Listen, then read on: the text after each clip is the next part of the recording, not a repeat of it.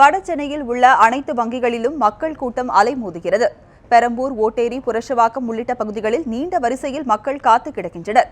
இதுகுறித்து கூடுதல் தகவல்களை பெரம்பூரில் இருந்து தருகிறார் நமது செய்தியாளர் சஞ்சீவி.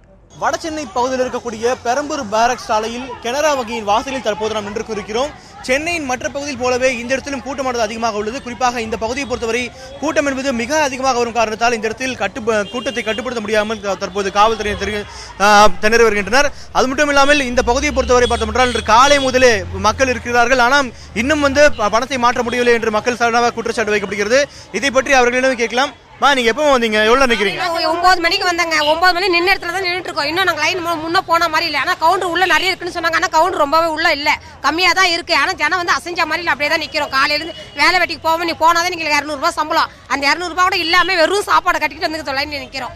திரும்பி சீக்கிரமா போயிடலாம்னு நினைச்சு வந்தோம். ஆனா போக முடியல, நின்றுட்டு இருக்கோம். நீ கேட்டீங்களா? என்னாச்சுன்னு கேட்டீங்களா? கேட்டோம். உள்ள கவுண்டர்ல ஜனம் இல்ல, கம்மியா தான் இருக்கிறாங்க. அதனால கம்மியா தான் போகன்றாங்க. வேற என்ன செய்யுது? அதாவது வேலை பஸ்ஸுக்கு போனா பஸ்ல காசு இல்லை. 500 ரூபாய் வச்சுருக்கோம். 500 ரூபாய் கொடுத்து மாத்தினா மாறாதுன்றாங்க. ஒரு நாளைக்கு 300 ரூபாய் 400 ரூபாய் சம்பாதிக்கிறாள். காலையில 9-10 மணில நின்றுறோம்.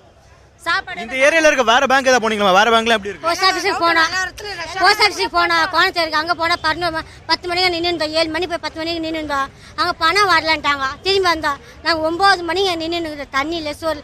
நாளைக்கு பஸ்ஸில் பார்த்தா எங்களுக்கு காசு இல்லை. இன்னும் ஜனம் போவே இல்லை. அப்படிதான் நிக்குது. என்னத்த பண்ணு நாங்க தெரியல. அந்த பகுதி மக்கள் கூறியதை கேட்டோம். அதாவது இந்த பகுதியை பொறுத்தவரை பார்த்தோம் என்றால் காலை முதலே மக்கள் இந்த இடத்தில் இருப்பதாகவும், ஆனால் இன்னும் வங்கிக்குள்ளே சென்று பணத்தை மாற்ற முடியவில்லை என்று ஒரு குற்றச்சாட்டை மக்கள் முன்வைக்கின்றனர். அது மட்டும் இல்லாமல் பொருளாதார ரீதியில் பின்தங்கிய மக்கள் இந்த பகுதியில் அதிகமாக வாழ்கின்றனர். அதனால் அன்றாட பிழைப்பிற்கோ அல்லது பஸ்ஸில் செய்த கூட காசு இல்லை என்று மக்கள் சார்பாக கூறப்படுகிறது. அதனால் இந்த இடத்தில் கவுண்டரை அதிகமாக வைக்க வேண்டும் என்று மக்கள் கோரிக்கை வைக்கின்றனர். ஒளிப்பதிவாளர் சுரேஷுடன் சஞ்சீவி, நியூஸ் 7 தமிழ், சென்னை.